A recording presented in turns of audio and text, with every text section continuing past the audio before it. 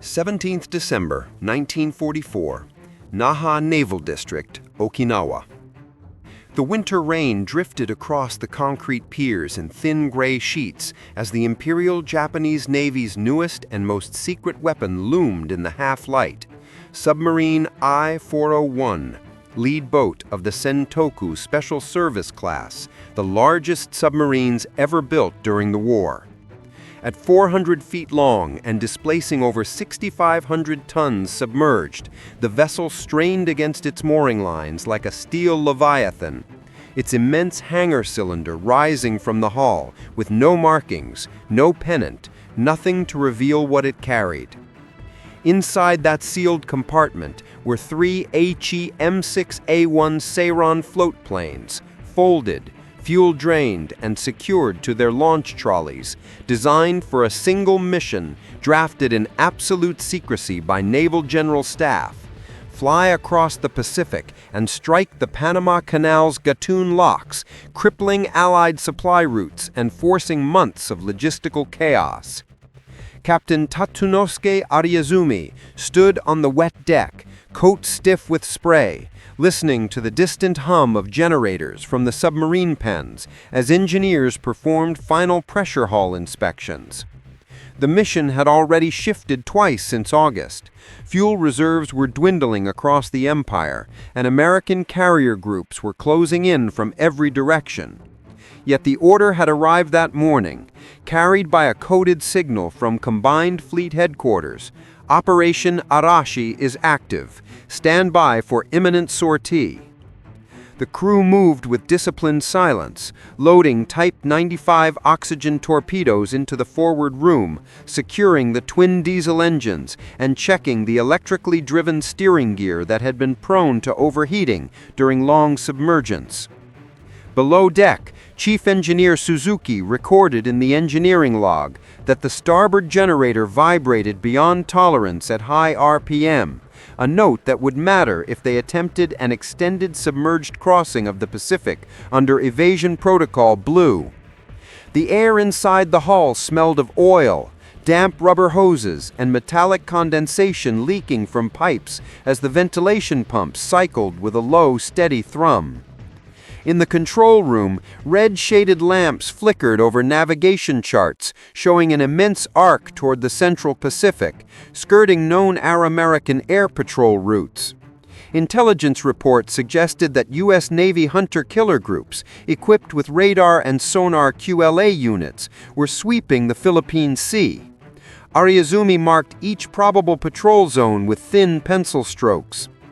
A persistent acoustic echo, distant, rhythmic, metallic, had been detected earlier on hydrophones during a routine test, something the sonar operator described as transient propeller wash, though its bearing did not match any known friendly unit scheduled near Okinawa waters. Outside, the rain intensified, drumming against the cylindrical hangar where ground crews tightened the Seiran wing locking mechanisms and tested the 800-horsepower Atsuta engines with brief muffled coughs of ignition that echoed across the dock. The mission briefing was delivered in low, clipped tones.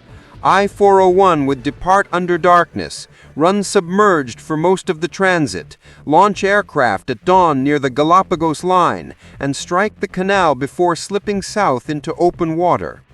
No one discussed whether the aircraft crews would be able to return. Every man knew the Seiran's range calculations left little margin for survival. As shadows lengthened across the pier, a naval courier arrived carrying a sealed folder marked with the crimson stamp of Intelligence Section 6. Ariazumi opened it under the bridge lamp, eyes narrowing at a handwritten note attached to the reconnaissance packet. Unidentified American destroyer activity detected southwest of Okinawa last night. Possible radar sweep patterns approaching Sen-Toku operational zone. The report included no confirmation, no hull identification, only radio intercept fragments suggesting an American search grid tightening unexpectedly close. Ariazumi folded the message and exhaled slowly, hearing the wind shift over the conning tower as if the sea itself had leaned in to listen. The crew awaited the order to cast off, but the captain's gaze remained fixed on the darkness beyond the breakwater. Something was out there, something moving, something searching, and the hydrophone echo from earlier still pulsed in his mind, steady and unnatural. The mission had not yet begun, but already the Pacific felt smaller and the threat felt closer than any man aboard had expected. 10th March 1945, Central Pacific, 900 nautical miles east of Yokosuka. The Pacific swells rolled in slow, heavy rhythms as I-401 advanced under near-total silence, running at 3 knots on electric motors at a depth of 230 feet, the hull trembling whenever a current shifted across its massive frame. The crew had been submerged for 30 consecutive hours under Evasion Protocol Blue after a radar intercept warning from base indicated U.S. carrier search patterns drifting westward. Inside the control room, the red lamps flickered over condensation-slick bulkheads as the hydrophone operator tracked distant propeller beats, fast, sharp, and layered, suggesting a screening formation rather than a lone vessel. Captain Ariizumi listened without expression, but every man in the compartment felt the change in the room's air pressure as the submarine adjusted trim, ballast pumps humming through the deck plates. On the engineering level, both Kawasaki diesel engines sat idle and cold, while the electric motors strained under the load, their housings vibrating with a faint metallic whine that grew sharper during course corrections. The heat of the machinery mixed with the stagnant air, creating a dense, oily humidity that made the steel ladders slick under climbing hands. Above them, the Pacific turned more hostile. Barometric readings had been falling for hours, and now the sea state roared against the hull in deep, booming pulses that disguised distant sonar pings. Short, deliberate signals that echoed along the forward pressure compartment and set teeth on edge. Every few minutes the sound returned, always slightly closer. In the hangar, the 3 Aichi M6A1 Seiran aircraft remained secured to their trolleys, wings folded tight, floats removed as per the final operational order, converting them into pure one-way attack planes. The smell of aviation fuel, though sealed, still seeped faintly into the narrow corridors whenever the hull flexed under pressure. Each plane's torpedo rack had been reconfigured for the 800-kilogram bomb intended for the Panama Canal locks, but a new directive, stamped only 3 days prior, now ordered a potential strike against U.S. anchorage facilities at Ulithi if operation timing failed. The mission's purpose seemed to shift with each encrypted transmission, each one shorter, more urgent, and bearing the unmistakable tone of an empire collapsing inward. By 1400 hours, the sonar pings intensified, now accompanied by a rhythmic cavitation thrum that every seasoned submariner recognized, a destroyer-class propeller turning at sweep speed.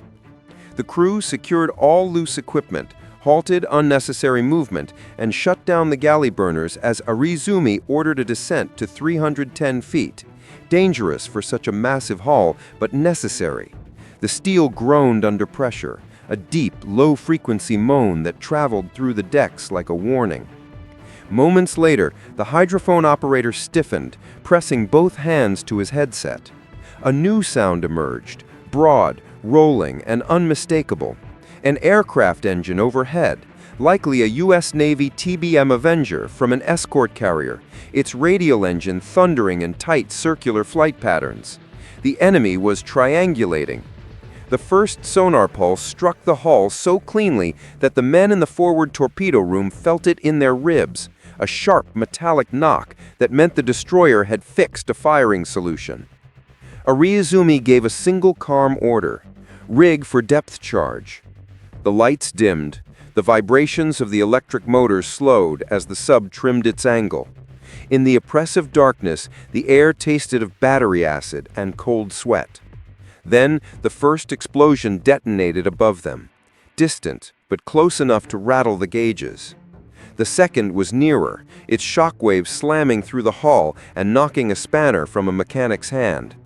The third came with a muffled roar and a cascade of dust from the overhead pipes. Somewhere aft, a valve began leaking in intermittent metallic clicks. The destroyer had committed to the attack run. The echoes continued, relentless and mechanical, folding into the roar of the sea as I-401 crawled eastward in near-blind silence. The mission to strike the canal had not been canceled, nor confirmed, nor replaced. It simply hung in the void, suspended between coded signals and a shrinking ocean. Above them, the enemy searched with increasing precision. Inside the submarine, tension tightened like a cold wire as the crew braced for another detonation, waiting in breathless stillness for whichever struck first, the next depth charge or the long-delayed order to rise and launch the aircraft into a Pacific now thick with American steel. 31 August 1945, 35 nautical miles southeast of Honshu, Pacific Ocean. The dawn light filtered through a low haze as I-401 surfaced under a sky washed pale by the last days of the war, the conning tower rising from the calm water with none of the urgency that had defined its months at sea. The war had ended on 15 August, but the submarine's crew had received the surrender broadcast only after repeated confirmation signals, each one echoing through the compartment with the weight of a final, irreversible truth. Now, on orders issued directly from the remnants of Combined Fleet Headquarters, Captain Arizumi guided the Sen-Toku giant toward the designated surrender point, where USS Segundo, SS-398, and other American naval units were patrolling. The Seiran aircraft still sat in the hangar, wings folded in silent defeat. 3 machines built for a mission that never happened, their engines cold and their fuselages coated in thin films of rust-salted condensation. Inside the control room, the mood was subdued but controlled as sailors prepared for the protocols of capture, securing classified documents, disassembling encryption gear, and preparing the scuttling switches that Arizumi intended to use if they detected any hint of American boarding hostility. But the American submarine appeared on the horizon exactly as expected, its silhouette cutting a steady path across the placid water. Through binoculars, its deck crew could be seen standing ready, but not threatening, rifles slung rather than raised. Arizumi ordered the Sen-Toku to halt engines and maintain position, while he sent up a signal lamp. The reply came with calm and precise Morse: "Prepare for boarding. Do not scuttle." The phrase was repeated twice. Below deck, however, the engineering crew had already begun flooding sensitive compartments in quiet defiance of the surrender directive, the cold seawater trickling in thin streams around pumps and wiring conduits, erasing evidence of internal machinery the Japanese Navy had sworn must never fall into enemy hands. The hull creaked softly as ballasts shifted. The Americans approached in a small launch, its outboard motor buzzing faintly across the still sea. When the first U.S. Navy officer stepped aboard, clipboard in hand, his boots rang against the steel deck with a hollow finality that carried through the conning tower hatch. The inspection was professional, methodical, almost clinical. Identification of officers, verification of armament, confirmation that all weapons were safe. Below, the Americans found the forward torpedo tubes empty, their doors open but harmless. They were more interested in the hangar, whose immense hydraulic door groaned as it opened along its tracks, revealing the cavernous interior and the 3 Seirans that had once been intended to bring fire to distant shores. The Americans photographed every angle, working with steady efficiency. By midday, Arizumi stood on the bridge for transfer proceedings, his face unreadable as the U.S. boarding party raised the stars and stripes alongside the now lowered Imperial ensign. The Pacific wind carried both flags with a muted, even rhythm. Minutes later, he descended into the submarine for the final time. Several crew members heard a single gunshot near the captain's quarters, sharp and unmistakable against the quiet sea.